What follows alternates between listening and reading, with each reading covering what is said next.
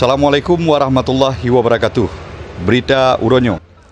Gecegah main game judi online, HP Android polisi pih kenang pariksa.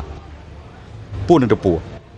Polda Aceh lawitnya kagecok tindakan kereh ke urang-urang yang main game hing domino online atau judi online. Hana gepilih bulai ada anggota polisi pih menyageteme na game online hing domino atau chip lam HP nyan kamu urusan dengan hukum. Bak uronyo selanyan tanggal 20 bulan sekurang tahun 2020 leh apel bengah buno Kapolres Aceh Timur AKBP Mahmun Hari Sandi Sinurat kage perintah propos Polres Aceh Timur geyo periksa mandum HP polisi yang na bak Polres Aceh Timur.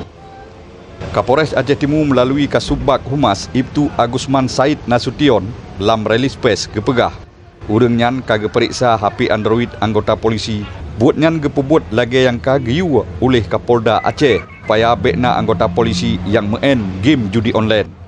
Menyana anggota yang geteme na game judi online dalam HP nyan akan gecok sabuh tindakan hukum yang kereh menancit ke masyarakat mandum. Menyageteme na masyarakat yang main game judi online nyan kam urusan dengan hukum syid menan gepegah li Ibtu Agusman Said Nasution. Rupaji polisi jajaran Polda Aceh cukup serius gelawan urang-urang yang main game judi online. Bahkan bak bulan limong yang kalih lagi ditulis oleh Sindo News, Polres Pidijaya Jaya pih kalih geperiksa HP polisi. Rap rata Polres yang na di Polda Aceh kalih gepegot razia ke mandum HP anggota polisi. Lagi bak Polres Benar Meriah. Di sinan pih kalih geperiksa HP anggota polisi. Lagi ditulis oleh Tribun News bak bulan pet yang kalih. Bak tena jino polisi Polda Aceh cukup serius bak geberantah game judi online bak mandum kalangan masyarakat Aceh.